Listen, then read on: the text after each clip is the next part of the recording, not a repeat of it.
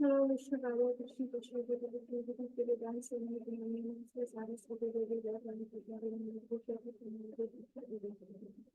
वांछा कल्प प्रभु से कभी संयोगी और से पवित्रन साधन को वस्तु लेते नहीं हे कृष्ण करुणा सुंदर देव नंद के वक्ता के से करते का कांता राधा कांता मन रक्त पंचम द्वारा जो स्वादे वृंदावनेश्वरी विष्णु में से देवी प्रभु हरि जैसे जैसे जगने प्रभु क्षेत्र हरे कृष्ण कृष्ण कृष्ण हरे हरे हरे कृष्ण। हाँ तुम्हारा वीडियो मुझे दिख रहा है ICU का, उनके सामने चैंटिंग करो। ओके ठीक है, कंटिन्यू करते हैं। सुबह तो में होता है 4:30 से 5 बजे तक ओ महामंत्र। बस बस उनके सामने वही करना, चैंटिंग करना, उनका उद्धार होता है। तो अध्याय 2 श्लोका 10 तक हम लोगों ने कंप्लीट कर दिया है। मैं सिर्फ 1 मिनट में रिकैप दे देती हूँ। 10वें श्लोका तक, 8वें श्लोका तक अर्जुन बोलते हैं। फिर उसके बाद 9वें और 10वें श्लोक में संजय बताते हैं कि अब भगवान बोलने जा रहे हैं, और भगवान का जो भाव था, भगवान का जो मूड था वो कैसा था।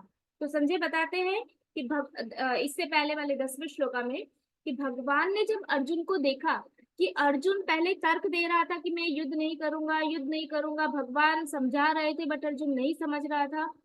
उसके बाद फिर अर्जुन को जब लगा कि भगवान ने उत्तर देना बंद कर दिया है, बोलना बंद कर दिया, तब अर्जुन ने क्या किया, कार्पण्य दोषोपहत स्वभाव, मतलब तुरंत अपनी कृपणता को स्वीकार करके भगवान को शरणागत हो गया और क्या बोला कि अब से मैं आपका शिष्य हूँ, आप मेरे गुरु हैं, आप मुझे ज्ञान दो।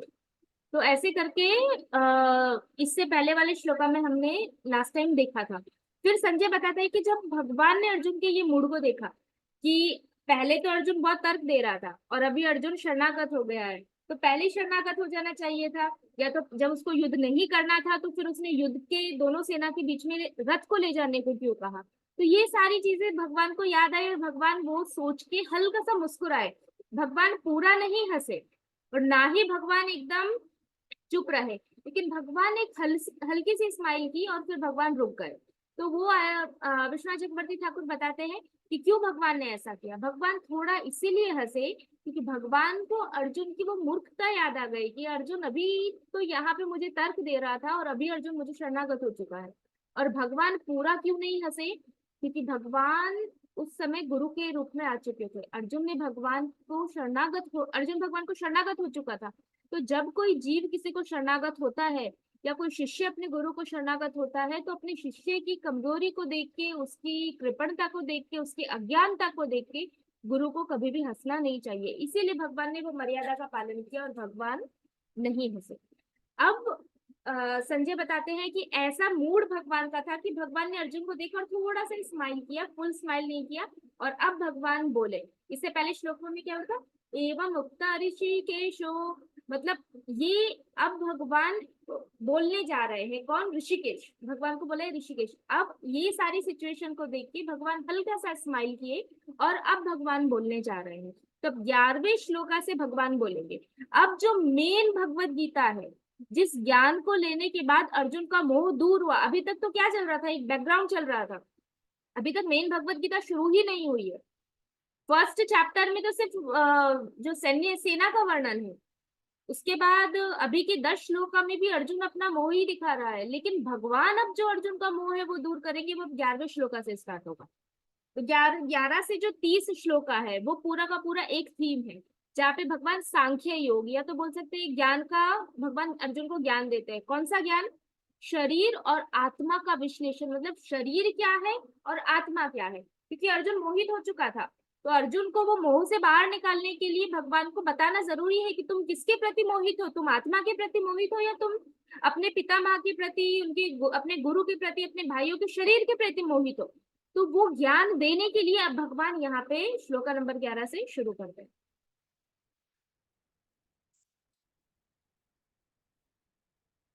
यहाँ पे 11 से 30 श्लोका की पूरी थीम दी है।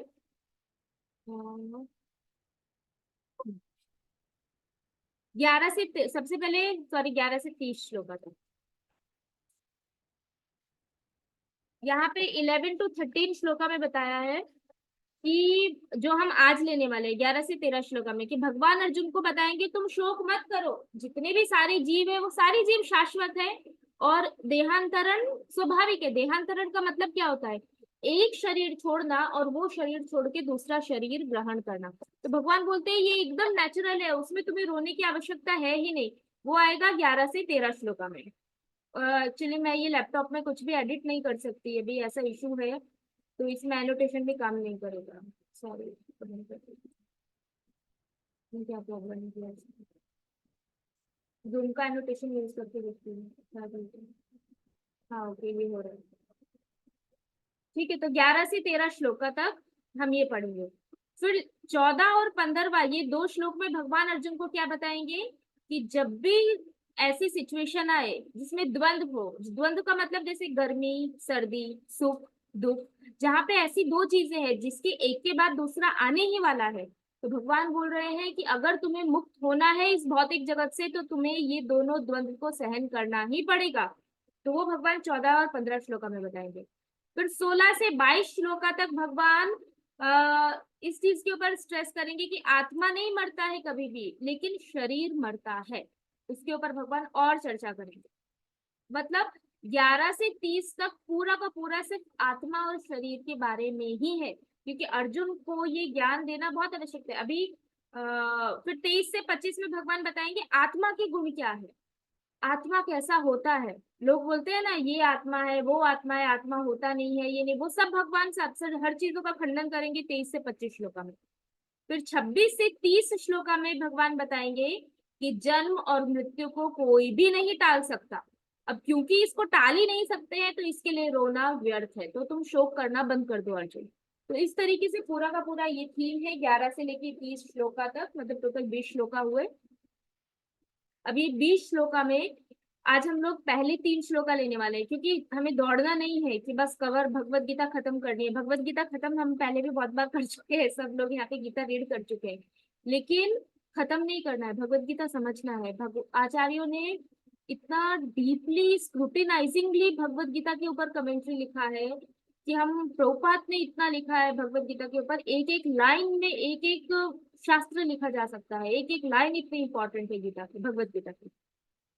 तो आज का हमारा श्लोका है 11 से 13।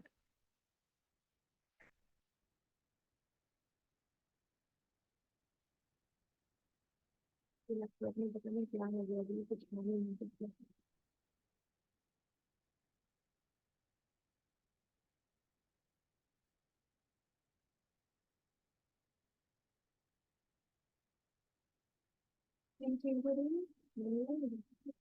कीबोर्ड।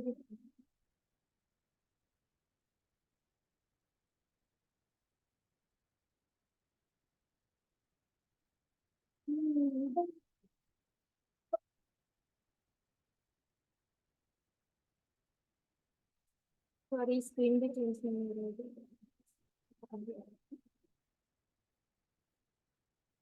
श्लोका 11। श्री भगवान उवाच अशोचयाननवश्चोस्तं प्रज्ञावादांश भाषसे गतासु न अगताशुश्च नानुशोचन्ति पंडितः। अब यहाँ पे भगवान मेन ज्ञान देने वाले हैं अर्जुन को, जिससे अर्जुन का शोक दूर होगा। भगवान क्या बोल रहे हैं? अब तक भगवान कुछ भी नहीं बोले, आगे पूरा अध्याय एक पूरे और ये अध्याय के 10 श्लोका में भगवान एक्सटर्नली कुछ बोले नहीं है। इंटरनली भगवान का जो भाव था वो विश्वनाथ चक्रवर्ती ठाकुर ने समझाया है, क्योंकि आचार्य समझ सकते हैं कि भगवान का भाव क्या है। तो इंटरनल टॉक जो हो रहा था अर्जुन का और भगवान का, वो कन्वर्जेशन के रूप में विश्वनाथ चक्रवर्ती ठाकुर ने समझाया है। लेकिन एक्सटर्नली गीता में जो भगवान बोले वो अब भगवान बोलना स्टार्ट करेंगे। अभी तक भगवान सिर्फ आराम से शांति से बैठ के अर्जुन को देख रहे थे और अर्जुन बोलते जा रहा था, बोलते जा रहा था, बोलते जा रहा था। अब यहाँ से भगवान ने बोलना स्टार्ट किया और सीधा डांटेंगे। भगवान क्या मतलब, इससे पहले थोड़ा बोले थे बट इतना नहीं। जैसे भगवान ने बोला था तुम में ये कलमश कहाँ से आया है, लेकिन उस टाइम भगवान ने ज्ञान नहीं दिया था। जो मेन भगवान को ज्ञान देना है वो अभी भगवान यहाँ से स्टार्ट करेंगे। क्या बोला भगवान ने? तुम पांडित्य पूर्ण वचन कहते हुए उनके लिए शोक कर रहे हो जो शोक करने योग्य नहीं है। जो विद्वान होते हैं वे ना तो जीवित के लिए ना ही मृत के लिए शोक करते हैं। अब भगवान क्या बोल रहे हैं अर्जुन को सबसे पहले कि तुम बातें तो तुम पंडितों जैसी कर रहे हो। पंडित कैसी बातें करते हैं? पंडित मतलब कौन? जिनके पास शास्त्रों का ज्ञान होता है उनको बोलते हैं पंडित। तो यहाँ क्या बोल रहे हैं भगवान अर्जुन को कि तुम बातें तो पंडित जैसी कर रहे हो, लेकिन जो वास्तव में पंडित होते हैं, जो वास्तव में विद्वान होते हैं, वो तो शोक करते ही नहीं है। लेकिन तुम क्या कर रहे हो? तुम तो यहाँ पे शोक कर रहे हो। इसका मतलब हे अर्जुन, तुम वास्तव में पंडित हो ही नहीं। भगवान ये श्लोक में ये बोलना चाह रहे हैं। अब विश्वनाथ चक्रवर्ती ठाकुर बताते लास्ट में अर्जुन, लास्ट अब कन्वर्सेशन पे हम जाते हैं 10वें श्लोका। उससे पहले श्लोका में कहाँ तक बात हुई थी कि अर्जुन भगवान को शरणागत हो गया। भगवान ने बोला कि ठीक है तुम युद्ध करो। फिर वापस अर्जुन ने क्या बोला कि नहीं नहीं, मुझसे युद्ध नहीं होगा, मैं युद्ध नहीं कर सकता कृष्ण, अब मैं नहीं कर पाऊंगा युद्ध, क्योंकि मैं मोह में आ चुका हूँ और आप मेरे गुरु हैं, आप मुझे बताओ क्या करना चाहिए। ऐसे करके अर्जुन बैठ गया था, कुछ कर नहीं रहा था। अब वापस अर्जुन कृष्ण को बोल रहा है कृष्ण अपने मन की बात बोल दीजिए, क्योंकि भगवान अब तक बोल नहीं रहे थे ना। तो और एक्सटर्नली भगवान बाह्य रूप से अर्जुन को बोल रहे थे कि ठीक है जाओ जाके युद्ध करो, लेकिन अंदर से भगवान को जो ज्ञान देना था वो भगवान दे नहीं रहे थे। तो इसीलिए अब अर्जुन बोल रहे हैं कि कृष्ण आप वो सब छोड़ो बाहर का, आप अपने मन की बात, आप जो भी है आप वो मुझे बोल दीजिए। अब कृष्ण बोल रहे हैं ओ अर्जुन, आप सोच रहे हैं कि आपका शोक तीनों राज्य को पाने के बाद भी नहीं मिटेगा। कुछ तो है जो धर्म विचार से या सुख भोगने से भी नहीं जा सकता। मतलब भगवान अब अर्जुन को क्या बोल रहे हैं कि हमने कवर नहीं किया ना लास्ट टाइम, या कंप्लीट हो गया था लेकिन नहीं हुआ था। जी माता जी। ये नहीं हुआ था ना 10-10 नहीं नहीं नहीं नहीं हुआ। ओके ओके ठीक है। तो अब कृष्ण क्या बोल रहे हैं अर्जुन को कि अर्जुन अभी, क्योंकि इससे पहले श्लोका में क्या बोला था अर्जुन ने कि मेरा जो दुख है अर्जुन कृष्ण, वो आप मुझे तीनों के तीनों लोक के सारे राज्य दे दो तो भी नहीं जाएगा, आप मुझे स्वर्ग दे दो तो भी मेरा दुख नहीं जाने वाला है। तो अब भगवान अर्जुन को बोल रहे हैं कि अच्छा तो तुमको ऐसा लगता है कि तुम्हारा जो दुख है वो तीनों लोकों का राज्य पाने के बाद भी नहीं मिटेगा? तो अर्जुन इसका मतलब कोई तो ऐसी चीज है, कोई तो ऐसा ऐसी वस्तु है जो ये भौतिक जगत का सारा सुख पाने के बाद भी नहीं जा सकती। मतलब अर्जुन का दुख नहीं जा रहा था ना, इसीलिए भगवान बोल रहे थे कि कुछ तो ऐसा है जो सारा सुख पाने के बाद भी नहीं जा सकता। फिर कृष्ण आगे बताते हैं कि तुम्हारा ये जो शोक है वो शोक का कारण क्या है, भगवान खुद ही बता रहे हैं अर्जुन को। भगवान अर्जुन ने बोला ना अपने मन की बात बोल दो, तो अब कृष्ण अपने मन की बात बता रहे हैं अर्जुन को कि तुम्हारा ये जो शोक है, जिस वजह से तुम इतने दुखी हो, इसका कारण है भ्रम। तुम भ्रमित हो चुके हो अर्जुन, और तुम बोलते हो कि ये मेरा विवेक है, लेकिन ये तुम्हारा विवेक नहीं है। क्योंकि विवेक का अर्थ क्या होता है कि जो चीज जैसी है उस चीज को वैसे ही देखना। जैसे उदाहरण देते हैं आचार्य, पेड़ को पेड़ देखना। अगर कोई पेड़ को कुछ और देख रहा है, पेड़ को गाड़ी समझ रहा है, पेड़ को पेन समझ रहा है, लैपटॉप समझ रहा है, तो वो विवेक नहीं है, वो भ्रम है। तो कृष्ण अर्जुन को बोल रहे हैं कि तुमको लगता है तुम बहुत विवेकवान हो, लेकिन तुम विवेकवान नहीं हो, तुम में विवेक नहीं है। क्यों? क्योंकि जो चीज जैसी है तुम उसको ऐसा नहीं देख रहे हो, तुम किसी और को कुछ और समझ रहे हो। अब क्या समझ रहे हैं वो आगे बताएंगे कि वास्तव में अर्जुन क्या समझ रहे हैं कि ये सामने जो है वो मेरे पितामह है, ये जो सामने है वो मेरे गुरु है, ये मेरे परिवार वाले हैं। वो मर जाएंगे तो क्या होगा, उसके बाद हम कैसे जीवित रहेंगे, हम भी अपना शरीर छोड़ देंगे। अर्जुन ये सारी बातें कर रहा है। तो इसीलिए भगवान अर्जुन को क्या बोल रहे हैं, तुम भ्रमित हो चुके हो, तुम में विवेक नहीं है। फिर अर्जुन आगे पूछता है अच्छा मैं भ्रमित हो गया हूँ, तो अब मुझे बताओ मुझे ये भ्रम क्यों हुआ। तो यहाँ अर्जुन हर एक चीज भगवान को पूछ रहा है कि अच्छा ऐसा है तो ऐसा क्यों हुआ। तो भगवान ने बोल दिया कि तुम्हें शोक इसलिए है क्योंकि तुम्हारे शोक का कारण है भ्रम। तो अब अर्जुन पूछ रहा है अच्छा तो मुझे भ्रम क्यों हुआ ऐसा। तो अब वापस कृष्ण बताते हैं कि तुम्हें भ्रम इसलिए हुआ क्योंकि तुम अज्ञानी हो, तुम्हारे पास ज्ञान नहीं है, इसीलिए आप सोच रहे हैं कि मैं युद्ध कैसे करूंगा। ऐसा कृष्ण बोल रहे हैं कि तुम्हारे पास ज्ञान नहीं है, इसीलिए भगवान ये अध्याय में अर्जुन को ज्ञान देंगे, ताकि वो ज्ञान पाने के कारण अर्जुन का भ्रम दूर हो, और जब अर्जुन का भ्रम दूर होगा तभी अर्जुन का शोक दूर होगा, और जब अर्जुन का शोक दूर होगा तभी जाके वो युद्ध करेगा। इसीलिए ये अध्याय का नाम है ज्ञान। फिर आगे भगवान क्या बोल रहे हैं कि जिसके लिए नहीं रोना चाहिए उसके लिए तुम रो रहे हो। मैं तुम्हें सिखाना चाहता हूँ, मैं तुम्हें बोल रहा हूँ। भगवान ने पहले बोला था ना कि तुम्हारे हृदय में ऐसा कल्मश कहाँ से आया, तो अब भगवान क्या बोल रहे हैं, मैं तुम्हें पूछ रहा हूँ और सिखा रहा हूँ कि तुम्हारे अंदर ये कल्मश कहाँ से आया, लेकिन तुम मेरी ही बात का खंडन कर रहे हो और वापस मुझे तर्क दे रहे हो। इसीलिए ये क्या है अर्जुन, ये केवल तुम्हारी अज्ञानता है। इस भगवान यहाँ पे अर्जुन को डांट रहे हैं। फिर आगे भगवान क्या बोलते हैं, अब यहाँ पे लिखा है अज्ञानता। अब कौन से ज्ञान की भगवान यहाँ पे बात कर रहे हैं वो आगे आचार्य समझाते हैं कि जिस व्यक्ति को आत्मा और अनात्मा का ज्ञान है वह व्यक्ति इस प्रकार का तर्क नहीं देता। कौन सा ज्ञान, आत्मा और अनात्मा। मतलब आत्मा तो हमें पता ही है, अनात्मा मतलब शरीर। जिसको आत्मा और शरीर मतलब जो चीज, आत्मा मतलब जो कभी खत्म नहीं होता, अनात्मा मतलब जो नष्ट हो जाता है। तो जिस व्यक्ति को ये दोनों चीज का ज्ञान होता है वो व्यक्ति वास्तव में विवेक बुद्धि वाला कहलाता है। और क्योंकि तुम्हारे पास अभी तुम ये ज्ञान नहीं है, इसलिए तुम विवेक बुद्धि वाले नहीं हो, तुम एक भ्रमित व्यक्ति हो, तुम्हारे पास अभी अज्ञानता है, इसीलिए तुम मूर्ख जैसी बातें कर रहे हो। तो ये भगवान यहाँ पे अर्जुन को बोल रहे हैं। फिर भगवान बोलते हैं तुम बातें तो बुद्धिमान की तरह कर रहे हो किंतु तुम में बुद्धि है नहीं।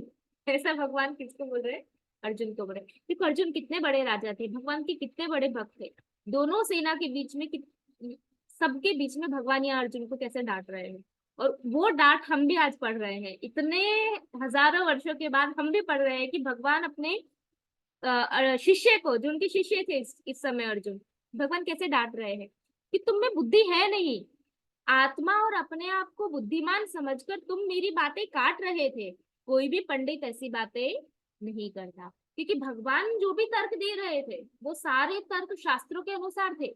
लेकिन अर्जुन क्या कर रहा था, अर्जुन भगवान की बात को काट के दूसरे शास्त्रों का रेफरेंस दे रहा था। जैसे जब भगवान इससे पहले भगवान ने बात की तो अर्जुन क्या बोला, नहीं नहीं धर्म, हम तो धर्म शास्त्र का पालन करते हैं, आप तो अर्थशास्त्र की बात कर रहे हो। तो हम तो धर्म शास्त्र अर्थशास्त्र से ऊपर होता है, इसीलिए हमें धर्म शास्त्र का पालन करना चाहिए।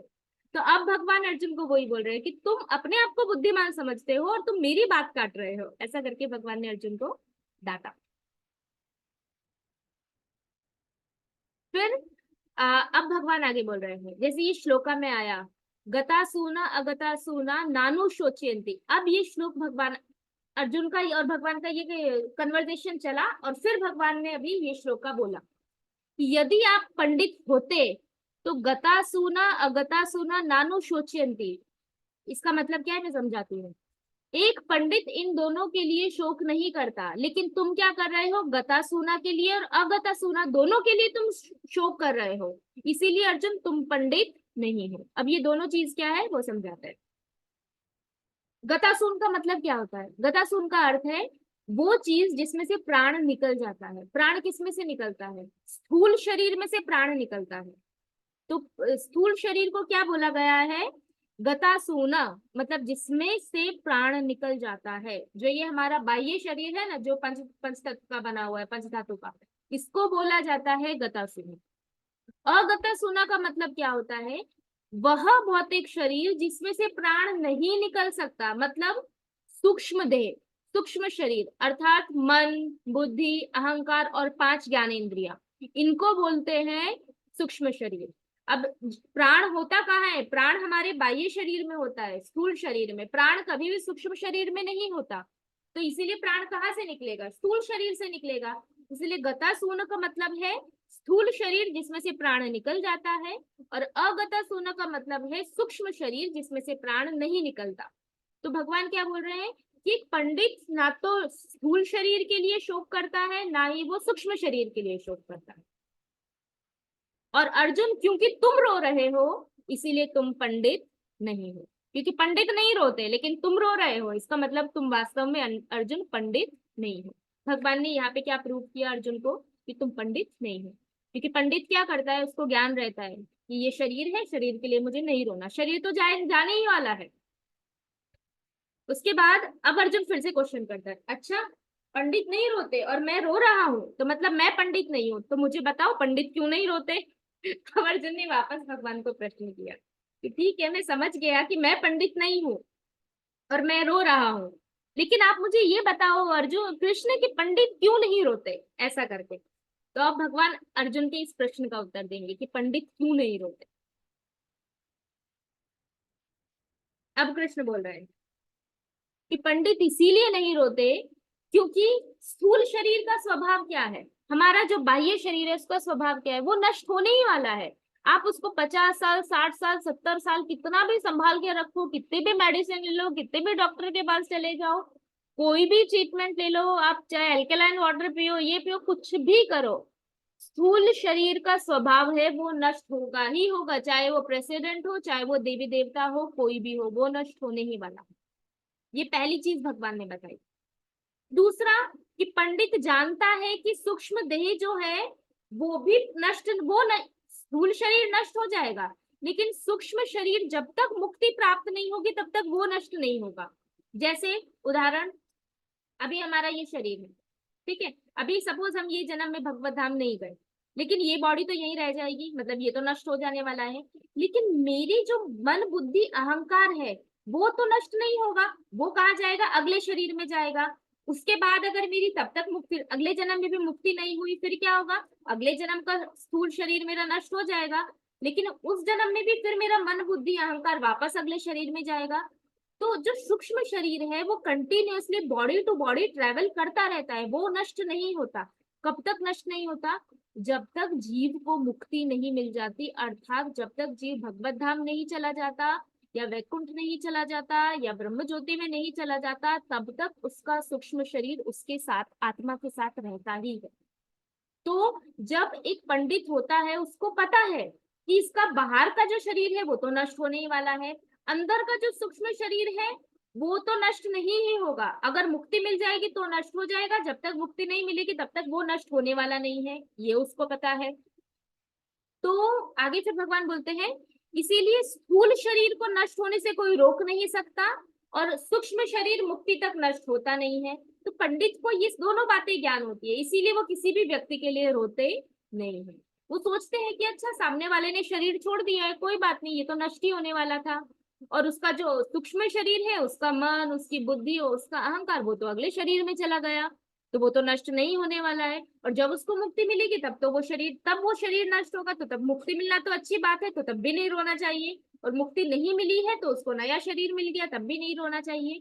इसलिए पंडित को ये सारा ज्ञान होता है, भगवान बता रहे हैं, इसीलिए एक पंडित कभी भी किसी की मृत्यु पे नहीं रोता, ऐसा भगवान अर्जुन को बता रहे हैं। फिर आगे बोल रहे हैं, लेकिन अर्जुन तुम मूर्ख हो। भगवान क्या बोल रहे हैं अर्जुन को, तुम मूर्ख हो, क्योंकि मूर्ख व्यक्ति ही स्थूल शरीर से प्राण चले जाने से रोते हैं, क्योंकि वे स्थूल शरीर को ही सब कुछ समझते हैं। ये मेरे फैमिली वाले हैं, ये मेरे गुरु है, ये मेरे भाई है, ये मेरे पेरेंट्स है, ये मेरे बच्चे हैं, ये है, ये है, वो है सब। ये अटैचमेंट कब होता है, जब हम सामने वाले व्यक्ति के शरीर को अपना समझते हैं और हम सोचते हैं ये आजीवन हमारे साथ रहे, कम से कम जब तक हम हैं तब तक तो रहे ही, हमारे जाने से पहले ये लोग नहीं जाने चाहिए, ऐसा कहीं ना कहीं अंदर से हमारे अंदर ये भाव रहता है। तो भगवान क्या बोल रहे हैं अर्जुन को, क्योंकि तुम उनके शरीर को ही सब कुछ समझ रहे हो अर्जुन, इसीलिए तुम मूर्ख हो, क्योंकि तुम्हें पता होना चाहिए ये तो नष्ट होने ही वाला है, आज नहीं होगा तो कल होगा, तो उसमें रोने वाली कौन सी बात है। फिर आगे अर्जुन भगवान बोलते हैं, तो हे अर्जुन, भीष्म और द्रोण भी, अब भगवान एग्जाम्पल दे रहे हैं कि इसीलिए अर्जुन जो भीष्म पितामह है, द्रोणाचार्य है, वो भी क्या है, वो भी ये तीन ही चीजें हैं। वो स्थूल शरीर है जो नष्ट होने ही वाला है, वो सूक्ष्म शरीर है जो मुक्ति तक नष्ट नहीं होगा, और वो आत्मा है जो कभी भी नष्ट नहीं होगा। तो फिर इसमें टेंशन लेने वाली क्या बात है, वो जा रहे हैं तो जाने दो, तुम क्यों युद्ध नहीं कर रहे हो। ऐसा करके भगवान अर्जुन के मुंह को यहाँ काटते हैं। फिर उसको पूछते हैं तो तुम क्यों रो रहे हो। फिर आगे भगवान बोलते हैं, तुम कौरवों के लिए बोल रहे हो कि अर्थशास्त्र से ऊपर धर्म शास्त्र है, किंतु उससे भी ऊपर ज्ञान शास्त्र है। अर्जुन ने धर्म शास्त्र का उदाहरण दिया था, जब भगवान अर्थशास्त्र से बोले तो अर्जुन ने धर्म शास्त्र से तर्क दिया, तो अब भगवान क्या बोल रहे हैं, तुम्हारे धर्म शास्त्र से ऊपर ज्ञान शास्त्र है। तो अब मैं तुम्हें ज्ञान शास्त्र के आधार पे बता रहा हूँ, तो तुम मत रो। ठीक है, तो ये है श्लोका नंबर 11। तो क्या याद रखना है कि भगवान ने अर्जुन को क्या बोला, ये तीनों श्लोका लिंक में है, इसीलिए मैंने ये तीनों श्लोका साथ में लिए हैं। 11वें श्लोक में अर्जुन अगर अपने परिवार वालों को शरीर समझ रहा है कि मेरे भीष्म पितामह द्रोणाचार्य मेरे भाई स्थूल शरीर है या तो सूक्ष्म शरीर है और इसीलिए मैं रो रहा हूँ, तो उसका उत्तर भगवान 11 श्लोक में दिए हैं। भगवान ये बोले हैं कि अगर तुम इनको स्थूल शरीर मान रहे हो तो भी रोना नहीं है अर्जुन, क्योंकि वो तो नष्ट होने वाला है।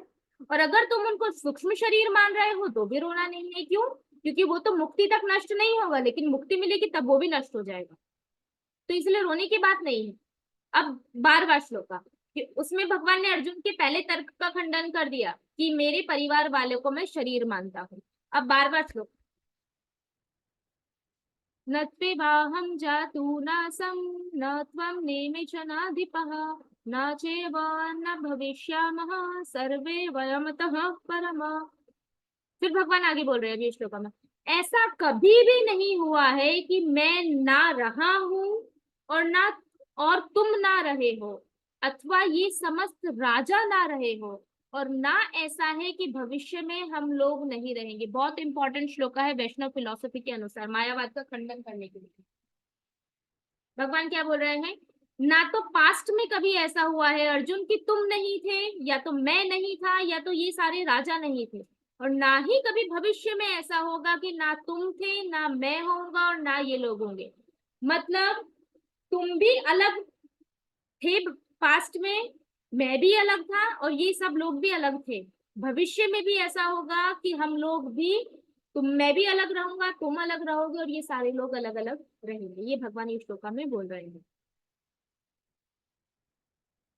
अब हमारे आचार्य, अब कृष्ण कृष्ण ने इतना सब बोल दिया लास्ट श्लोका में अर्जुन को कि शरीर के लिए रोने की आवश्यकता नहीं है, ना स्थूल शरीर और ना ही सूक्ष्म शरीर। मैं इसका क्विज लूंगी, इसीलिए ध्यान से सुनना।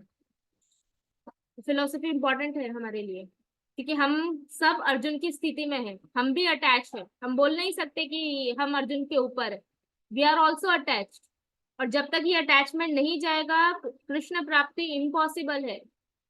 जब तक 100% अटैचमेंट कृष्ण से नहीं होगा तब तक भगवत धाम जाना पॉसिबल नहीं है। और कृष्ण से अटैचमेंट कब होगा, जब भौतिक चीजों से डिटैचमेंट होगा। और भौतिक चीजों से डिटैचमेंट करवाने के लिए ही भगवान ये भगवत गीता बोल रहे हैं अर्जुन को। और ये चैप्टर इंपॉर्टेंट है कि क्यों डिटैच होना चाहिए। अभी हम पढ़ते हैं हाँ हाँ हाँ, फिर फैमिली में किसी को कुछ हो जाता है और हम रोना चालू कर देते हैं, हम बहुत दुखी हो जाते हैं। ठीक है, होता है, वो इमोशंस होते हैं, फैमिली कनेक्शन वो ठीक है। बट ओवर अटैचमेंट, बहुत सारे लोग ऐसे सिचुएशन में मेंटली डिस्टर्ब हो जाते हैं। तो भगवान या अर्जुन को वो स्थिति से बाहर निकाल रहे हैं। तो हमें भी कभी ना कभी भविष्य में ये सब फेस करना पड़े तब ये ज्ञान काम आएगा। तो अब कृष्ण अर्जुन को पूछ रहे हैं, तो मेरे मित्र अर्जुन, अब मैं आपसे कुछ पूछना चाहता हूँ। अब भगवान कृष्ण अर्जुन को पूछ रहे हैं कि सबसे प्रिय वस्तु जब चली जाती है तब तो शोक होता ही है। भगवान क्या बोल रहे हैं, हाँ मैं मानता हूँ कि जब कोई ऐसी वस्तु जो हमें बहुत बहुत प्रिय है और वो चली जाती है तब शोक होता है। अब भगवान अर्जुन को पूछ रहे हैं कि आपको क्या प्रिय है। अर्जुन को पूछ रहे हैं भगवान कि आपको क्या प्रिय है। फिर उदाहरण देता है कि मान लो भीष्म पितामह को ले लो, तो आपको क्या प्रिय है, उनका शरीर आपको ज्यादा प्रिय है या उनकी आत्मा आपको ज्यादा प्रिय है। अर्जुन को भगवान अभी डाउट में डाल रहे हैं कि ठीक है तुम रो रहे हो तो चलो पहले मेरे प्रश्नों का उत्तर दो। तुम भीष्म पितामह के लिए रो रहे हो तो तुमको उनका शरीर ज्यादा प्रिय है या उनकी आत्मा ज्यादा प्रिय है। अब अर्जुन ऑलरेडी डिस्टर्ब, अर्जुन को तो ये भी समझ नहीं आ रहा है आत्मा शरीर कृष्ण क्या बोल रहे हैं, क्योंकि वो ऑलरेडी अर्जुन पूरा बॉडीली प्लेटफॉर्म पे आ चुका है। तो भगवान ने देखा कि अर्जुन अर्जुन क्या जवाब देंगे, अभी वो क्या बोलेंगे, उनको कैसे पता चलेगा मुझे क्या प्रिय है। तो भगवान खुद ही सामने से बोले कि ठीक है चलो मैं बताता हूँ। फिर भगवान खुद बोले, क्या बोले, भागवत में सुखदेव गोस्वामी बोलते हैं सर्वेषाम एव भूतानां नृपा, वो वाला जो श्लोका है उसमें सुखदेव गोस्वामी बताते हैं कि समस्त भूतों में कौन प्रिय, मतलब समस्त चीजों में समस्त जीवों में सबसे ज्यादा प्रिय क्या वस्तु होती है, आत्मा।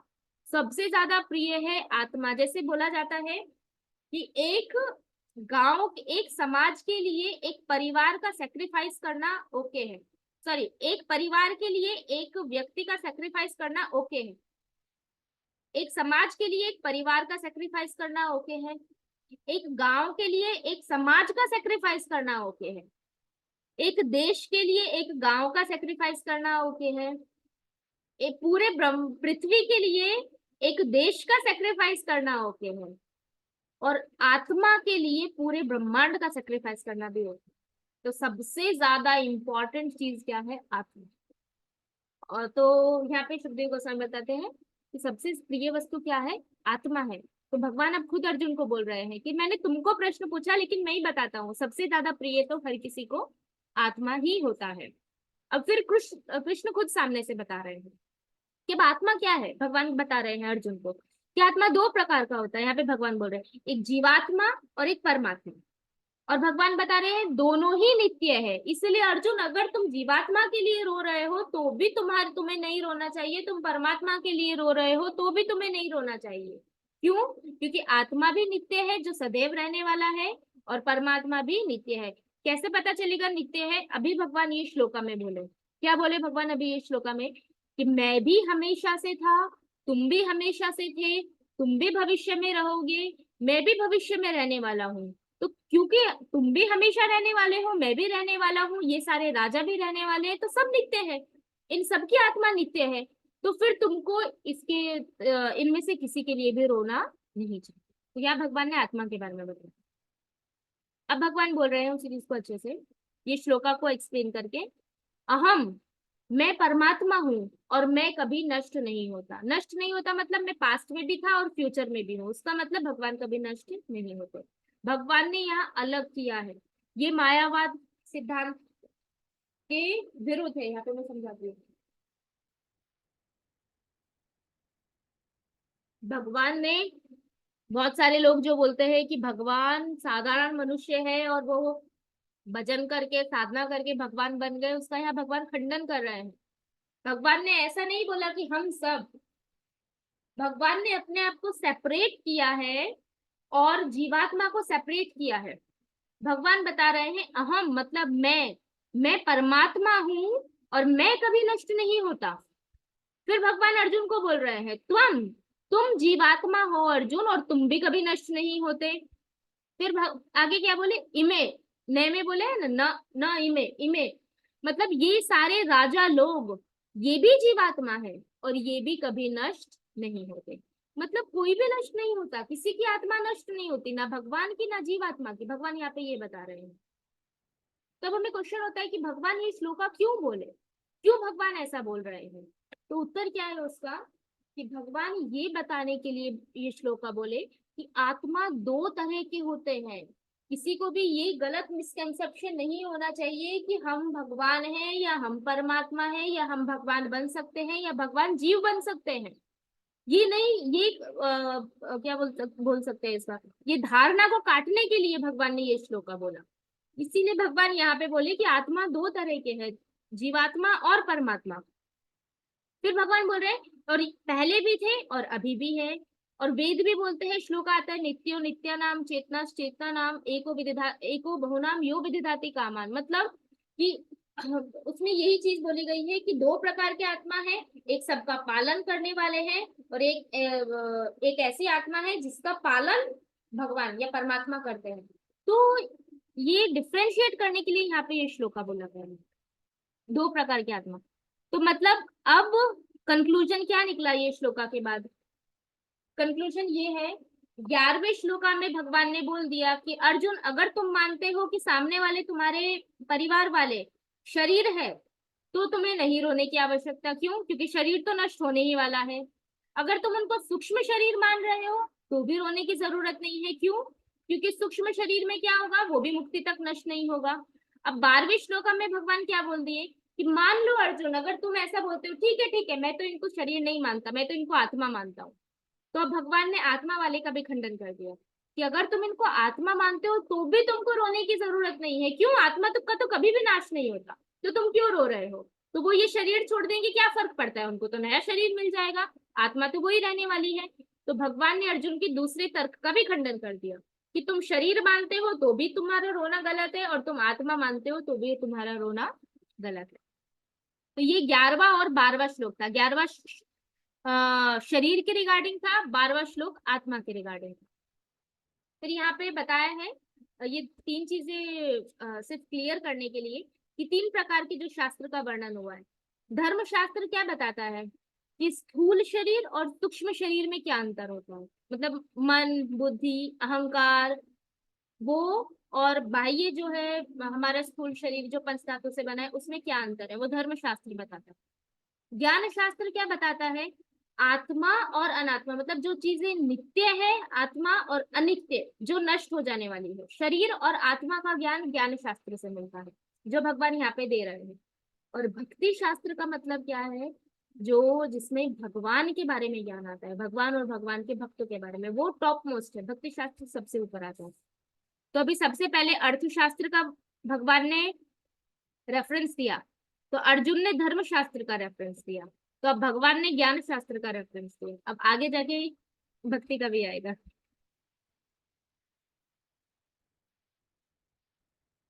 अब ये 3 पॉइंट है, जीवात्मा, परमात्मा और माया।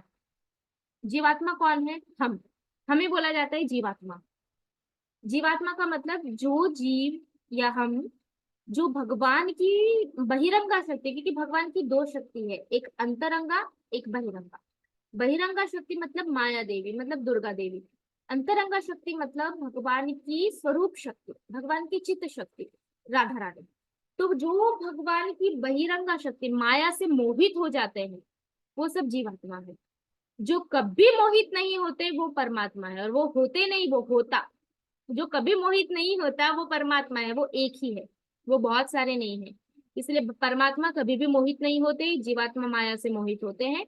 और माया का मतलब क्या है, भगवान की एक्सटर्नल एनर्जी, बहिरंगा शक्ति, जिससे ये पूरा का पूरा जो ब्रह्मांड है, भौतिक जगत है, वो भगवान की इच्छा से दुर्गा देवी इस पूरे के पूरे भौतिक जगत को प्रकट करती है, और भगवान की इच्छा से शिव जी उसका संहार कर देते हैं। अब वापस प्रश्न आता है। प्रश्न क्या आता है कि क्यों अर्जुन भगवान के इन वचनों को स्वीकार नहीं कर पा रहा था। तो उसका उत्तर आचार्य देते हैं, क्योंकि अज्ञानता के कारण अर्जुन मोह में पड़ चुका था, मोह के कारण उसको भ्रम आ चुका था, भ्रम के कारण अर्जुन शोक कर रहा था। इसी वजह से जब कोई व्यक्ति बहुत दुखी होता है ना, बहुत शोक में होता है, बहुत दुख, उस टाइम आप उसको इतना ज्ञान दो, इतना ज्ञान, इतना समझाओ, उसके मगज में कुछ उतरता नहीं है। वो अपने दुख में इतना डूब चुका होता है, इतना, स्पेशली जो डिवोटीज नहीं है। इसीलिए जो ज्ञान होता है वो कांस्टेंट रेगुलर बेसिस पे लेते रहना चाहिए। जैसे मुझे भी याद है, वो सच्चिदानंद प्रभु बहुत बार अपने लेक्चर में बताते हैं, अगर कोई पुलिस वाला है, उसके पास गन है, बंदूक है, सामने वाले चोर, सामने चोर आ गए हैं, और उस टाइम वो ढूंढ रहा है और उसको उसकी गन मिल नहीं रही है। अब सामने वाले चोर भाग गए और तब उसको उसकी गन मिली, तो वो गन का कोई मतलब है, कोई मतलब नहीं है। जब चोर थे तब तो मिली नहीं। वैसे ही बताते हैं, वैसे हमारे साथ होता है, हम इतना ज्ञान लेते हैं, सारा नॉलेज होता है, जब माया अटैक करती है उस टाइम ज्ञान एक तरफ रह जाता है, हम माया में पूरे क्या बोल सकते उड़ जाते हैं, और फिर उड़ने के बाद हमें याद आता है ज्ञान कहाँ गया, वो ज्ञान कहाँ गया, जो इतना सारा ज्ञान लिया था, तब तक वो ज्ञान आता ही नहीं है। तो ज्ञान का मतलब ऐसा नहीं है कि सिर्फ सुनना है या पता होना। ज्ञान का मतलब है जब आपकी लाइफ में ऐसे सिचुएशन आए तो उस टाइम वो माइंड में तुरंत रिफ्लेक्ट होना चाहिए। कोई भी प्रोवोकिंग सिचुएशन आ रही है और प्रोवोकिंग सिचुएशन में तुरंत याद आना चाहिए, नहीं मैंने लेक्चर में सुना था, मुझे ऐसा नहीं बोलना, जिप, मुंह बंद, तब आना चाहिए। सब कुछ उगल दिया, बोल दिया, ये हो गया, उसके बाद अरे मुझे ऐसा नहीं बोलना चाहिए था, तब कुछ नहीं हो सकता। वो चोर भाग गए, वो चोर भाग गए, आपके मुंह से जो निकलना था वो निकल गया, माया को जो करना था वो कर दिया, अब कोई मतलब नहीं है। तो इसीलिए ज्ञान का मतलब क्या है, रेगुलर बेसिस पे सुनना, रेगुलर बेसिस पे अध्ययन करना और जीवन में उतारना। इसीलिए भगवान अर्जुन को यहाँ पे बता रहे हैं। तो यही अर्जुन का कारण था मोह का, कि उसके उसके पास अज्ञान था, इसीलिए वो मोह में पड़ चुका था। अब यहाँ पे प्रभुपाद बताते हैं, प्रभुपाद मायावादियों का खंडन करते हैं। प्रभुपाद क्या बोल रहे हैं, वेदों में, कठोपनिषद में तथा श्वेताश्वतर उपनिषद में भी कहा गया है कि श्री भगवान असंख्य जीवों के कर्म तथा कर्म फलों के अनुसार उनकी अपनी अपनी परिस्थितियों में पालक है, वही भगवान अंश रूप में हर जीव के हृदय में वास कर रहे हैं। मतलब भगवान ही हर जीव का पालन पोषण करने वाले हैं और भगवान ही हर जीव के हृदय में परमात्मा रूप में विराजमान है, ताकि भगवान हर जीव की इच्छा को क्या कर सके, सैंक्शन कर सके। जो जीव जैसी इच्छा करेगा भगवान बोलेंगे तथास्तु। लेकिन ऐसा नहीं है कि हर जीव की, तो हम सोचेंगे अरे कल तो मैं अंबानी बन जाऊं, मेरे पास इतने रुपए आ जाने चाहिए, तो भगवान नहीं बोलेंगे तथास्तु। क्यों? मेरे पिछले जन्मों का कर्म का कोटा भी होना चाहिए। कर्म का कोटा है, मेरा प्रयास है और इच्छा है, भगवान सैंक्शन कर देंगे।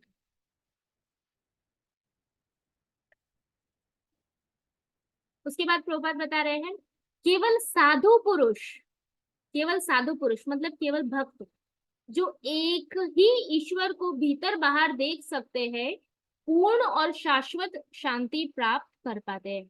अब इसका मतलब क्या है, भीतर बाहर देखना? मतलब ऐसा नहीं है कि हम किसी व्यक्ति को देख रहे हैं और बोले अरे ये तो भगवान है, देखो कृष्ण जा रहे हैं। हर व्यक्ति को ऐसा नहीं, कोई जैसे नर नारायण का बोलते हैं ना, दरिद्र नर नारायण का कंसेप्ट आता है कि हर गरीब व्यक्ति नर नारायण है, ऐसा नहीं है। ये कंसेप्ट नहीं है शास्त्रों में दरिद्र नारायण वाला। ये तो एक्सटर्नली लोगों ने बनाया गया है कि ठीक है, जो दरिद्र है जो गरीब है वो नारायण है, ऐसा बोला गया है। नारायण लक्ष्मीपति है, नारायण कहाँ से गरीब है? नारायण तो लक्ष्मीपति है ना। यहाँ भीतर बाहर देखने का मतलब क्या है, कि हर जीव को इस रूप में देखना कि वो जीव के हृदय में भी भगवान परमात्मा रूप में उपस्थित है, वो जीव भी भगवान का अंश है। तो जब कोई इस प्रकार से सामने वाले व्यक्ति को देखता है तभी वो शांति प्राप्त कर सकता है। और ऐसा कौन कर सकता है? केवल भक्त ही ऐसा कर सकते हैं, वरना क्या होगा, नॉर्मली हम ऐसा कर सकते हैं, हम यहाँ बैठे हैं आराम से, कोई व्यक्ति आए उससे हमारी बहस हो गई, वो हमको एक थप्पड़ लगा के चला जाए, तो उस टाइम ये आएगा नहीं। इस जीव के हृदय में भी परमात्मा है, वो भी भगवान का अंश है, उसने मुझे थप्पड़ मारा, भगवान की इच्छा से थप्पड़ मारा, तब ये ज्ञान आएगा? नहीं आएगा। इसीलिए हम वो स्तर पे अभी नहीं है, तो वो स्तर पे हमें पहुंचना है, इसलिए हमें ये सारा ज्ञान लेने की आवश्यकता है। तो प्रभुपाद क्या बोल रहे हैं, केवल साधु पुरुष ही ऐसा देख सकते हैं। हमारे जैसे व्यक्ति को क्या होगा, उसने मुझे मारा कैसे, मारा तो छोड़ो, वो मुझे ऐसा बोल के कैसे चली गई या चला गया, उसने मुझे ऐसा कहा कैसे, ऐसा कैसे बोल दिया उसने मुझे, तो कहाँ गई शांति? भंग। एक सामने वाले व्यक्ति का एक सेंटेंस हमारी शांति भंग कर सकता है। आप सोचिए, एक सेंटेंस हमारे जीवन में उथल पुथल, हम 10 दिन तक विचलित हो सकते हैं। क्यों? क्योंकि ज्ञान नहीं। और ज्ञान है तो जब वो बोल के गया और जब हम डिस्टर्ब है उस टाइम वो ज्ञान आता नहीं है, प्रॉब्लम वहां पे हो जाती है। इसलिए प्रभुपाद बोल रहे हैं केवल साधु पुरुष ही शांत रह सकता है, क्योंकि उसके पास ये ज्ञान होता है। जो वैदिक ज्ञान अर्जुन को प्रदान किया गया, वही विश्व के उन पुरुषों को प्रदान किया जाता है जो विद्वान होने का दावा तो करते हैं, किंतु जिनकी ज्ञान राशि न्यून है। मतलब प्रभुपाद क्या बोल रहे हैं, ये भगवत गीता दी गई है, भगवत गीता लिखी गई है, और ये भगवत गीता का जो ज्ञान है वो भगवान ने किसको दिया? अर्जुन को दिया। अब प्रभुपाद बता रहे हैं कि हम भगवत गीता के रूप में ये ज्ञान इस भौतिक जगत के सारे विद्वान लोगों को दे रहे हैं, जो वास्तव में अपने आप को मानते हैं कि हम विद्वान हैं, लेकिन एक्चुअली में उनका जो ज्ञान है वो क्या है? जीरो। तो ऐसे लोगों को भी ये ज्ञान प्रभुपाद बोल रहे हैं कि ज्ञान दिया जाता है। यह स्पष्ट कहते हैं, भगवान भगवान यहाँ पे क्या बोल रहे हैं, भगवान स्पष्ट कहते हैं, वे स्वयं अर्जुन तथा युद्ध भूमि में एकत्र सारे राजा शाश्वत प्राणी हैं, और इन जीवों की बद्ध तथा मुक्त अवस्थाओं में भगवान ही एकमात्र उनके पालक है। आप चाहे मुक्त अवस्था में पहुंच जाओ, आप चाहे बद्ध अवस्था में हो, किसी भी अवस्था में वास्तविक पालक, वास्तविक जो पालन करने वाले हैं वो कौन है? केवल भगवान ही है। और भगवान ये श्लोका में यही बता रहे हैं, अपने बारे में बता रहे हैं, अर्जुन को बोल रहे हैं। और क्या बोला है? इवे मतलब ये सारे यहाँ पे जितने भी राजा है वो सभी के सभी शाश्वत है, और उन सबका पालनहार कौन है? कृष्ण। अर्जुन अर्जुन को बता रहे हैं मैं। ठीक है, लास्ट श्लोका, इंपॉर्टेंट एंड बहुत फेमस श्लोका, सबको इस्कॉन के या बाहर के भी हर भक्तों को ये श्लोका याद होना चाहिए। ये श्लोका क्या बताता है? जो लोग ऐसा बोलते हैं कि पुनर्जन्म नहीं होता, उनके मुंह पे एक थप्पड़ है ये श्लोका। जो बोलते हैं पुनर्जन्म नहीं होता, बुरा जन्म हम जो करना है ये लाइफ में कर लो, क्या फर्क पड़ता है, अच्छा स्वर्ग भी यही है, नर्क भी यही है, यमराज भी यही है, देवी देवता यही है, सब कुछ यहीं पे है, अगला जन्म किसने देखा है? देखा है, यहाँ पे भगवान बोल रहे हैं श्लोका 13 में। देहिनोऽस्मिन् यथा देहे कौमारं यौवनं जरा तथा देहांतरं प्राप्तिर्धीरस्तत्र न मुह्यति। क्या बोल रहे हैं भगवान अब अर्जुन को?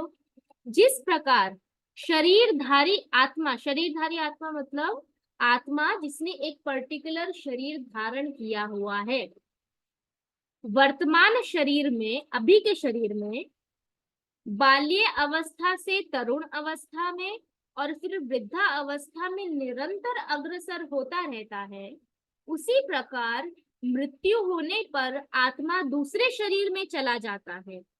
धीर व्यक्ति ऐसे परिवर्तन से मोह को प्राप्त नहीं होता। कितना क्लियर भगवान बताएंगे, कितना क्लियर कि अगला शरीर होता है, अगला जन्म होता है।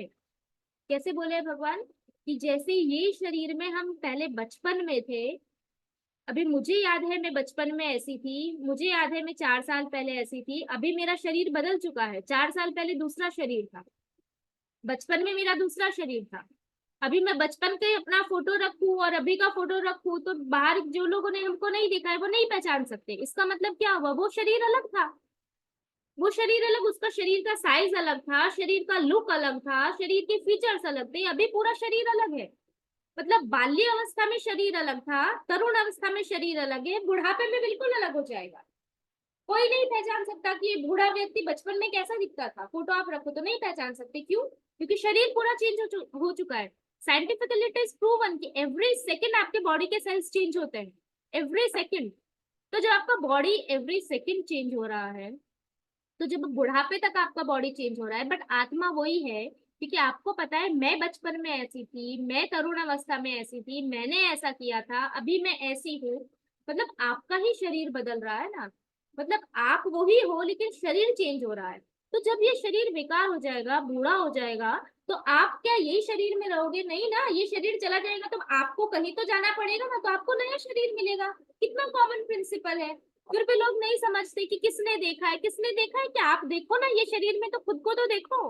बचपन से लेके अभी तक शरीर बदल रहा है। अब ये शरीर जब खत्म हो जाएगा, यहाँ मर जाएंगे, अग्नि अग्नि संस्कार हो जाएगा, तो आत्मा कहाँ जाएगा? बोलते हैं वो चला गया, कौन चला गया? ना तो गया है तो कहीं तो गया होगा, ऐसे भटक तो नहीं रहा होगा। तो वो उसको नया शरीर मिलता है। तो भगवान अर्जुन को यहाँ पे यही चीज बता रहे हैं कि जब उसकी मृत्यु हो जाएगी तो उसको नया शरीर मिल जाएगा। तो जो धीर व्यक्ति होता है, विवेकवान व्यक्ति होता है, वो जानता है कि शरीर का परिवर्तन शाश्वत है, वो चेंज होने ही वाला है और खत्म होने ही वाला है, और उसको नया शरीर मिलने ही वाला है। तो एक धीर व्यक्ति इस प्रकार का जो परिवर्तन होता है उससे कभी भी मोहित नहीं होता। भगवान अर्जुन को बता रहे, इसलिए तुम धीर बनो अर्जुन, ऐसा भगवान बोलना चाहते हैं। अब आए आचार्य हमारे। अब देखो 11वें श्लोक में क्या बोला था? अर्जुन ने बोला मैं तो भीष्म पितामह को और अपने घर वालों को शरीर मानता हूँ। तो भगवान ने तर्क दे दिया, तो शरीर मानते हो तुम, तो स्थूल शरीर मानते हो तो तुमको नहीं रोना चाहिए, क्योंकि स्थूल शरीर तो खत्म ही होने वाला है। और तुम सूक्ष्म शरीर मानते हो तो भी तुमको नहीं रोना चाहिए। क्यों? क्योंकि मुक्ति तक वो कभी नष्ट ही नहीं होगा, और मुक्ति मिलने के बाद वो नष्ट हो जाएगा। फिर तो उसको मुक्ति मिल जाएगी, तो रोने का सवाल ही नहीं होता। फिर 12वें श्लोक में अर्जुन ने बोला नहीं नहीं नहीं, मैं शरीर नहीं मानता, मैं तो उनको आत्मा मानता हूँ।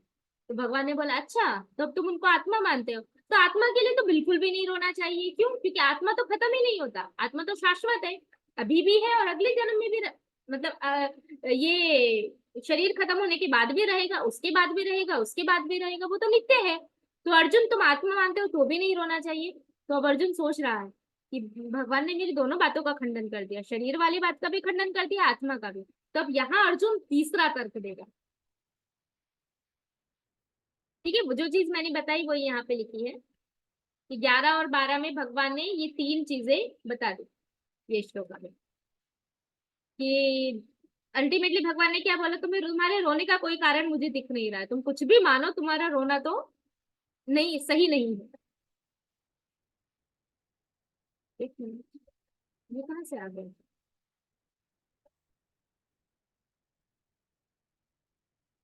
ये क्या हो रहा है? लैपटॉप में क्या हो गया?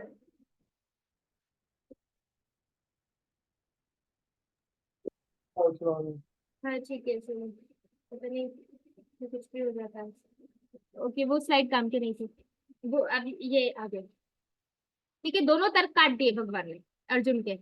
शरीर वाला तर्क भी काट दिया, और अगर अर्जुन मानता है कि मैं तो इनको आत्मा मानता हूँ, तो भगवान ने आत्मा वाला भी काट दिया। तो अब अर्जुन बहुत सोचे, और बहुत सोचने के बाद अब अर्जुन क्या बोले कि मैं भीष्म को केवल स्थूल शरीर भी नहीं मानता, और केवल सूक्ष्म शरीर भी नहीं मानता, और केवल आत्मा भी नहीं मानता। हे कृष्ण, मैं तो भीष्म पितामह को स्थूल सूक्ष्म शरीर युक्त आत्मा मानता हूँ। तो अर्जुन ने क्या बोला, ठीक है, आप बोल रहे हो स्थूल शरीर तो नष्ट होगा, उसके लिए नहीं रोना, ठीक है, मैं नहीं रोऊंगा। सूक्ष्म शरीर की तो मुक्ति तक नष्ट नहीं होगा, तो मैं चलो उसके लिए भी नहीं रोऊंगा, मैं वो भी नहीं मानता। और आप बोल रहे हो आत्मा नित्य है, तो उसके लिए भी नहीं रोना, तो चलो मैं वो भी नहीं मानता। लेकिन मैं मानता हूँ वो ये तीनों के तीनों है। अब आप मुझे बताओ, अब इसका उत्तर क्या है? ऐसा करके भगवान, सॉरी, अर्जुन भगवान को पूछे कि मैं तो ये तीनों के तीनों मानता हूँ। तो अब कृष्ण अर्जुन के ये श्लोका के उत्तर में, ये प्रश्न के उत्तर में जो उसने बोला ना कि मैं भीष्म पितामह को स्थूल शरीर भी मानता हूँ, सूक्ष्म शरीर भी मानता हूँ, और ऐसे शरीर को धारण करने वाली आत्मा भीष्म पितामह है, जिनके पास सूक्ष्म शरीर है, स्थूल शरीर, और ऐसी आत्मा मैं भीष्म पितामह को मानता हूँ। तो अब भगवान ये श्लोका बोलते हैं उसके उत्तर में, देहिनो अस्मिन् यथा देहे कौमारम यौवनम जरा तथा देहांतरम प्राप्तिर् धीरस्तत्र न मुह्यते। भगवान उत्तर दे रहे हैं। अब भगवान बोलते हैं, ठीक है, अगर आप भीष्म को स्थूल सूक्ष्म शरीर युक्त आत्मा मानते हो अर्जुन, तो भी आपको नहीं रोना चाहिए। भगवान कम थोड़ी है। अर्जुन तर्क देगा तो भगवान भी तर्क का खंडन करने ही वाले हैं। तो भगवान बोल रहे ठीक है, तो भी तुमको नहीं रोना चाहिए। ना तो तुमको भीष्म पितामह के लिए रोना चाहिए, ना ही भीष्म पितामह से जो आए हैं, मतलब उनके परिवार वाले, वो उनके लिए रोना चाहिए।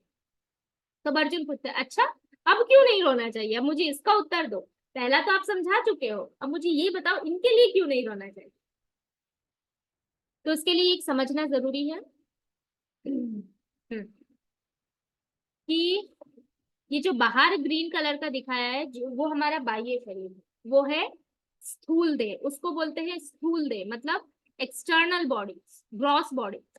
उसके अंदर होता है, ये शरीर के अंदर जो है वो होता है सूक्ष्म शरीर, मतलब सटल बॉडी। तो जो शटल बॉडी है वो यहाँ सटल बॉडी अंदर होती है, ये शरीर के अंदर। सटल बॉडी में क्या क्या चीजें आती है सूक्ष्म शरीर में? 5 ज्ञानेंद्रिया, जिससे हम ज्ञान ग्रहण करते हैं, जैसे आंख, नाक, कान, कानों से श्रवण करके, आंखों से देख के, नाक से सूंघ के, जीवा से टेस्ट करके, स्किन से टच करके, तो इनको बोला जाता है ज्ञानेंद्रिया। तो ये 5 ज्ञानेंद्रिया भी सूक्ष्म देह है। और मन, बुद्धि, अहंकार, टोटल कितने हुए? 8। इन 8 को बोला गया है सूक्ष्म देह। बट एक इंपॉर्टेंट चीज है यहाँ पे, अगर हम बोले कि ये जो दो गोले गोले हैं, ये ये सूक्ष्म देह है, ये आंखों की बात भगवान यहाँ कर रहे हैं। नहीं, ये जो आंख यहाँ पे दिख रही है, दिस इज ग्रॉस, ये स्थूल है।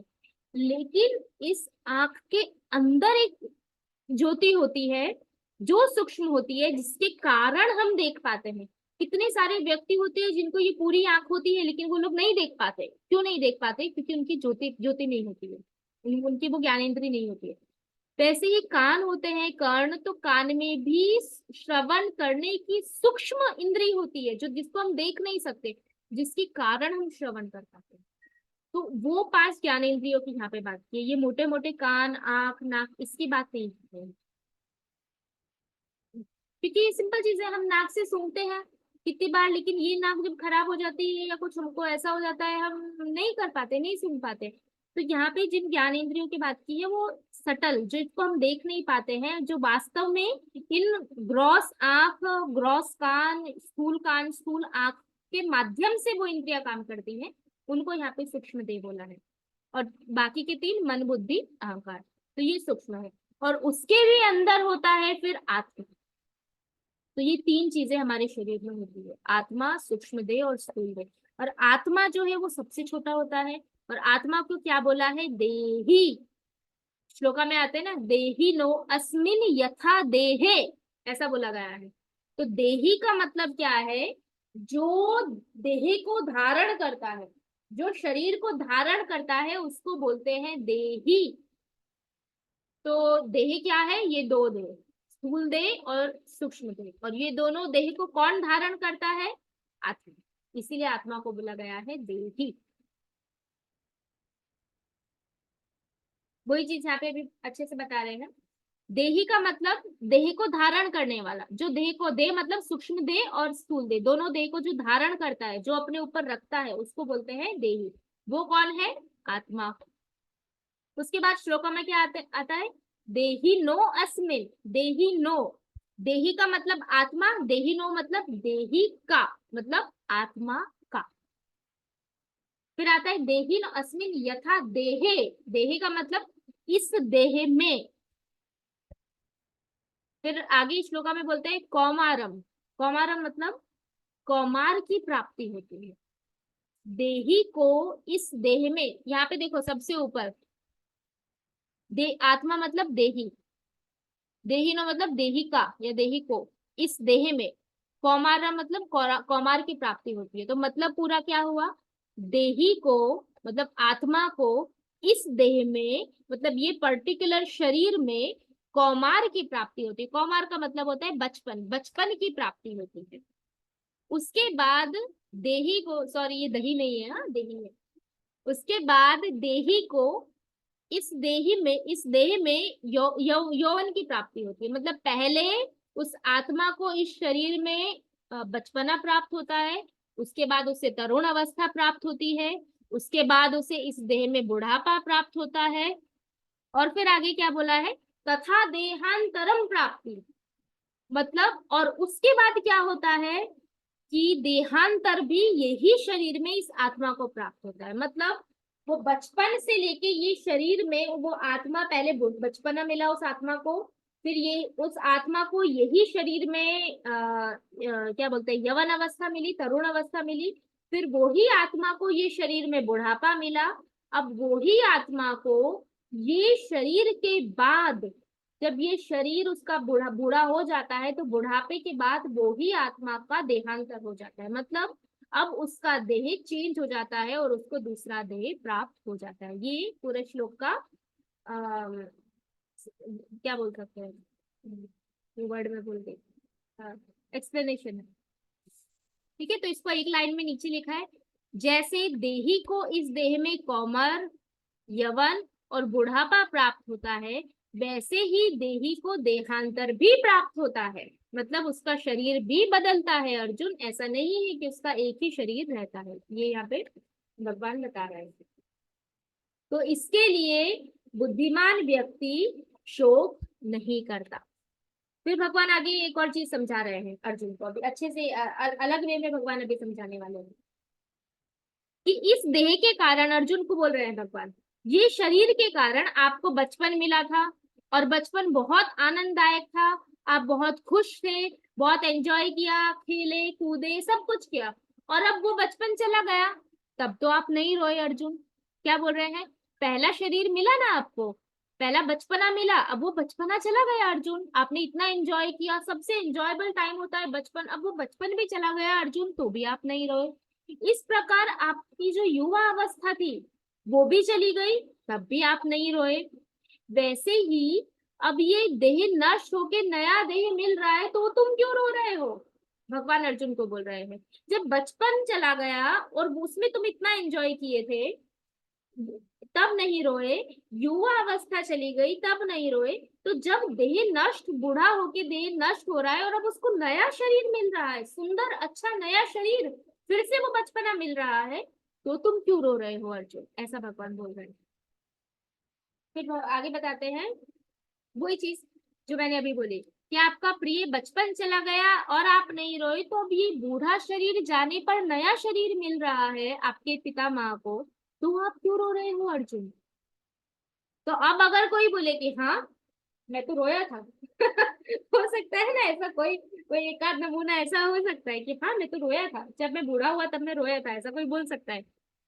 तो आगे भगवान बोलते हैं कि ठीक है, अगर कोई ऐसा बोल रहा है कि बूढ़ा होने पे मैं रोया, लेकिन जब बचपन में तो आनंद ले लिया ना, युवा अवस्था में भी पूरा आनंद ले लिया, वैसे ही अब तो बूढ़े हो चुके हो, अब मान भले ही आप रो लिए हो, लेकिन आपको जितना आनंद आनंद लेना था, जितना एंजॉय करना था, वो सारा एंजॉय आपने बचपन में कर लिया, युवा अवस्था में कर लिया। लेकिन अब तो ये भीष्म पितामह और द्रोणाचार्य बूढ़े हो गए हैं, अब तो ये एंजॉय नहीं कर पा रहे हैं, तो अब तो इनका ये शरीर हो कि इनको नया शरीर मिल रहा है और उसमें ये एंजॉय कर पाएंगे, तो आपको खुश होना चाहिए। तो तुम क्यों रो रहे हो? क्योंकि अब तो वो एंजॉय नहीं कर पा रहे हैं। ऐसा करके भगवान फिर से अर्जुन को तर्क देते हैं। अब यहाँ प्रभुपाद समझाते हैं थोड़ा। आचार्य का तो मैं एक बार लास्ट में कंक्लूजन दूंगी, कोई बात नहीं। प्रभुपाद क्या बता रहे हैं? प्रत्येक जीव एक व्यष्टि आत्मा है। व्यष्टि का मतलब क्या होता है? Individual, different. मैं हूं, आप सब लोग यहाँ पे हैं, तो ऐसा नहीं है कि आज मैं सर्वमंगला हूं तो कल मैं पिंकी बन जाऊंगी या कल मैं प्रीति। नो, यहाँ पे क्लियर किया है ये श्लोका में, हर एक जीव इंडिविजुअल है। इंडिविजुअल का मतलब उनकी आइडेंटिटी अलग है। कोई एक पोस्ट पे व्यक्ति बार बार पहुंच सकता है, जैसे इंद्र, इंद्र की पोस्ट है, ब्रह्मा जी की पोस्ट है, तो एक पोस्ट पे अलग अलग जीव जा सकते हैं। बट आत्मा इज नॉट अ पोस्ट, वो पोस्ट नहीं है, दैट इज यू, वो आप है, वो आपकी आइडेंटिटी है, that can not be changed. तो वैसे ही हर जीव एक इंडिविजुअल आत्मा है। फिर प्रभुपाद बताते हैं, वह प्रतिक्षण मतलब हर एक सेकंड में जो भी आत्मा है वो अपना शरीर बदलता रहता है, कभी बालक के रूप में, कभी युवा के रूप में और कभी वृद्ध पुरुष के रूप में। तो भी आत्मा वही रहता है, उसमें कोई परिवर्तन नहीं रहता। आत्मा वही है, क्योंकि हम अपनी लाइफ में एक्सपीरियंस कर सकते हैं। हम क्या बोलते हैं? मैं बचपन में ऐसी थी, मुझे ये खाना पसंद था, मैं वहां गई थी, मैं ऐसी थी, मैं ऐसा था। मैं मतलब मैं अपने बारे में ही बात कर रही हूँ ना, किसी और के बारे में तो बात नहीं कर रही हूँ। तो मैं वही हूँ, सिर्फ चेंज क्या हुआ है, परिवर्तन क्या हुआ है शरीर में। फिर प्रभुपाद बताते हैं, चूंकि अगले जन्म में इसको शरीर मिलना अवश्य अवश्यंभावी है, मतलब 110% अगले जन्म में शरीर मिलने ही वाला है, चाहे वो आध्यात्मिक शरीर हो या भौतिक शरीर। एक शरीर मिलेगा, या तो भौतिक शरीर मिलेगा या आध्यात्मिक शरीर।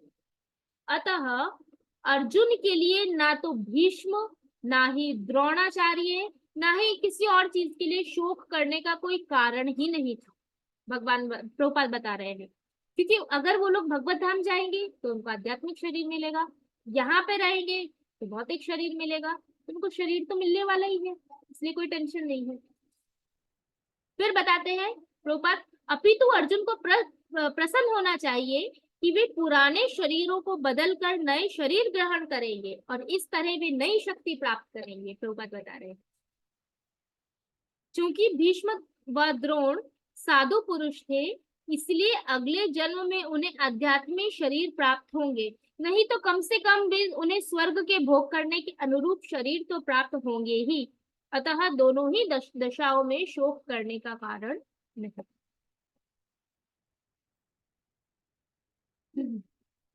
देखते, मैंने इसमें बहुत बार एनिमेशन देख लिया इसलिए अब ये इम्पोर्टेंट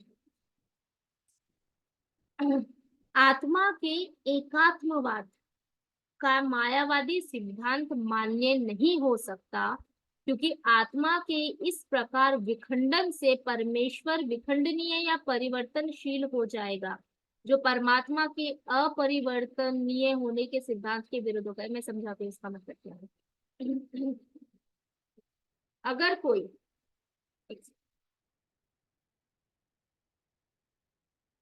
अगर कोई ऐसा बोलता है, परमात्मा का स्वभाव क्या है? परमात्मा कभी नहीं बदलते, परमात्मा एक है और कभी परिवर्तित नहीं होते, कभी नहीं बदलते। मायावादी लोग क्या बोलते हैं?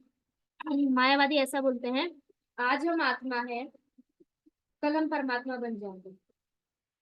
मतलब या तो वो ऐसा बोलते हैं हम परमात्मा में लीन हो जाएंगे, ब्रह्म ज्योति ब्रह्म में लीन हो जाएंगे, या तो वो ऐसा बोलते हैं कि हम ही नारायण बन जाएंगे। नर नारायण बन सकता है, ये जो क्या बोल सकते हैं कंसेप्ट है, नर नारायण बनना, नर नारायण बन सकता है, ये मायावाद सिद्धांत कहलाता है। अब अगर नर नारायण बन सकता है, इसका मतलब एक अभी आप एक आत्मा हो और आप नारायण बनने के बाद आप परमात्मा बन रहे हो, तो आपका आत्मा चेंज हो रहा है? इसका लेकिन आप परमात्मा बन रहे हो, और अभी आप हम बोल सकते हैं कि वो परमात्मा पहले आत्मा था और अभी परमात्मा बन गया, तो वो परमात्मा में तो चेंज हुआ ना। लेकिन परमात्मा अपरिवर्तनीय है, परमात्मा में कभी चेंज नहीं होता, कभी कोई परिवर्तन नहीं आता। परिवर्तन केवल और केवल शरीर में आता है, ना तो आत्मा में आता है ना परमात्मा में आता है। लेकिन अगर मायावादी सिद्धांत को माना जाए तो उनके हिसाब से तो आत्मा परिवर्तित होकर परमात्मा बन रही है, वो लोग ऐसा मानते हैं। तो ये श्लोका के हिसाब से, क्योंकि भगवान यहाँ पे क्या बोले हैं, तुम भी थे मैं भी था, तुम भी रहोगे मैं भी रहूंगा। तो अगर भगवान बोल रहे हैं भविष्य में भी तुम रहोगे मैं रहूंगा, तो मायावाद कहाँ से आया? मायावाद क्या बोलता है कि भविष्य में हम नहीं रहेंगे, भविष्य में हम परमात्मा से एक हो जाएंगे। लेकिन भगवान क्या बोल रहे हैं, अर्जुन मैं भी था, तुम भी थे और ये सब थे, आगे भविष्य में भी मैं भी रहूंगा तुम भी रहोगी, ये सब रहेंगे। अगर मायावादी सिद्धांत होता तो भगवान ये नहीं बोलते, भगवान ऐसा नहीं बोलते। भगवान बोलते तुम शायद रह सकते हो या शायद ना भी रहो, ये लोग में से कोई रह सकता है या शायद कोई मैं बन जाऊं, ऐसा भी भगवान बोल सकते। भगवान ने क्या कहा, नहीं, ये सब थे और भविष्य में भी ये सब रहेंगे। इसका मतलब हम अभी भी अलग है, भविष्य में भी अलग होंगे और पास्ट में भी अलग थे। इसलिए जो नर नारायण बन सकता है वो कंसेप्ट गलत है, वो मायावादी सिद्धांत का भगवान यहाँ खंडन करते हैं। फिर लिखा है ये भिन्न अंश, मतलब हम आत्मा नित्य भिन्न रहते हैं। नित्य मतलब हमेशा ही हम अलग ही रहते हैं, ऑलवेज हम भगवान से अलग रहते हैं। यहाँ तक कि मुक्ति के बाद भी व्यष्टि आत्मा जैसा का तैसा भिन्न अंश ही बना रहता है, किंतु एक बार मुक्त होने पर वह श्री भगवान के साथ सच्चिदानंद रूप में रहता है। अब अभी क्या बोला है कि प्रभुपाद बता रहे हैं कि आत्मा हमेशा, जैसे मायावादी लोग क्या बोलते हैं, एक बार आपको मुक्ति प्राप्त हो गई फिर आप नारायण बन गए, ऐसा मतलब आत्मा का खंडन वो लोग करते हैं। आत्मा का नाश करना उन लोगों का सिद्धांत क्या है कि आत्मा को खंडन करना, आत्मा का अस्तित्व को मिटाना, ये उनका मेन होता है। बट शास्त्र में क्या बोला है, भगवान भी यहाँ पे क्या बोल रहे हैं, आत्मा हमेशा अलग ही रहता है, आत्मा कभी परमात्मा बन ही नहीं सकता। इवन अगर मुक्ति भी होती है, मुक्ति के बाद भी आत्मा अलग ही रहेगा। जैसे अगर कोई ब्रह्म ज्योति में जाके विलीन होता है तो भी वो वहां पे एक पार्टिकल की तरह अलग ही रहने वाला है। अगर कोई वैकुंठ जाने वाला है तो वो वैकुंठ में जाके भी भगवान का दास बन के अलग ही भगवान की सेवा करने वाला है। तो गोलोक वृंदावन जाने वाला है तो वो गोलोक वृंदावन में भी उसकी पर्सनल आइडेंटिटी है और उसकी पर्सनल सेवा है, वो ही करने वाला है। वो गोलोक में जाके कोई कृष्ण नहीं बन जाएगा।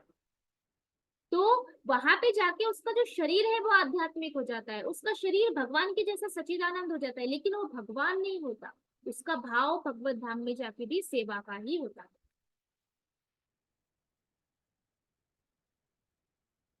ओके, हाँ तो इतना ही है।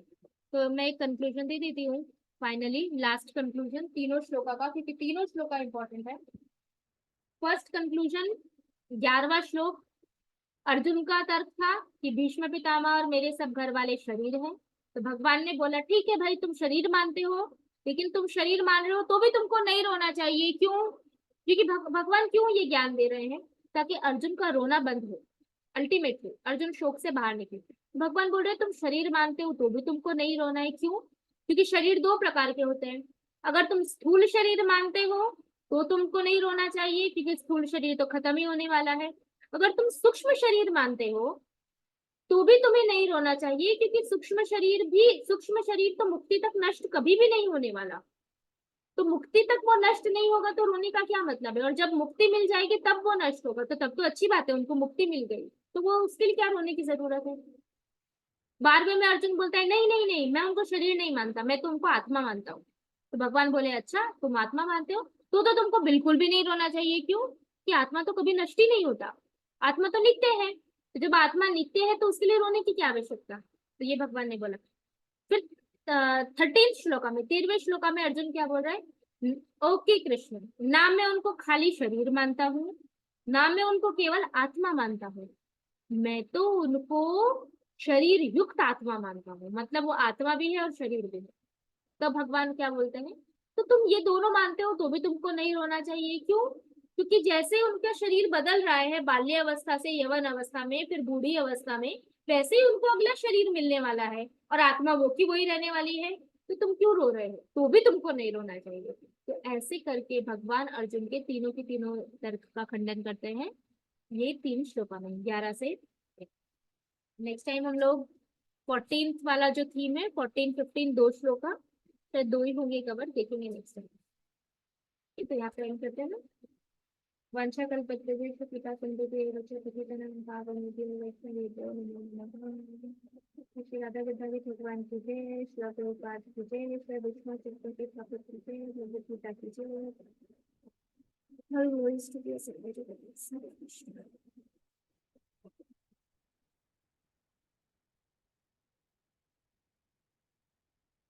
ओके, किसी का प्रश्न है तो पूछ सकते हैं। क्या टाइम हुआ है?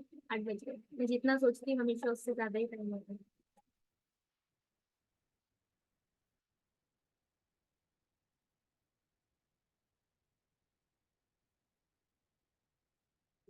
मैं 6:45 का मैसेज हुआ।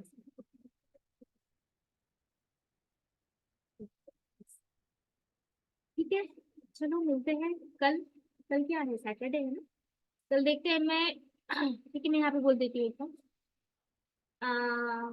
मोस्ट प्रोबेबली कल, नेक्स्ट वीक से मैंने जो डेज रखे हैं, एक्चुअली मैं डेज रखती हूँ और वो फॉलो नहीं हो पाता क्योंकि मेरा कॉलेज का घर का स्केड्यूल ऊपर नीचे होता रहता है, उसके हिसाब से मेरी क्लास का डे और डे भी चेंज होता रहता है। बट मोस्ट प्रोबेबली ट्राई करेंगे कि नेक्स्ट वीक से ऐसा फॉलो करें जैसा मैंने ग्रुप में डाला है कि 2 दिन गीता क्लास, मंडे और ट्यूसडे। वेडनेसडे को क्या था, वेडनेसडे को जेमिनी महाभारत। जेमिनी महाभारत बहुत सुंदर है, मैं बताऊंगी जब हम स्टार्ट करेंगे जेमिनी महाभारत तभी। अनबिलीवेबल स्टोरीज है उसमें। मैं अनबिलीवेबल क्यों बोल रही हूँ क्योंकि हम बाकी सब चीजों पे बिलीव कर सकते हैं, जब हम जेमिनी महाभारत सुनेंगे अनबिलीवेबल है। क्योंकि महाभारत, अभी हम जो महाभारत पढ़ते हैं वो वैशम पायन जी का महाभारत है, और जेमिनी जी का महाभारत अलग है जो लुप्त हो चुका है, अभी है ही नहीं।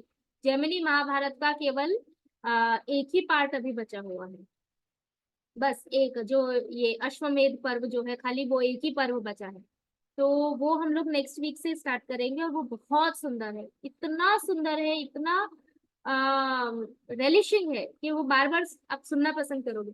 तो वो वीक में एक दिन, और थर्सडे को special class mothers and masters, special girls के लिए क्लास, गृहस्थ के लिए, फ्यूचर में होने वाली वाइफ के लिए, उन सभी के लिए। तो वो क्लास वो हम लोग थर्सडे को, तो इस तरीके से नेक्स्ट वीक से स्टार्ट करेंगे। ओके, हरे कृष्ण।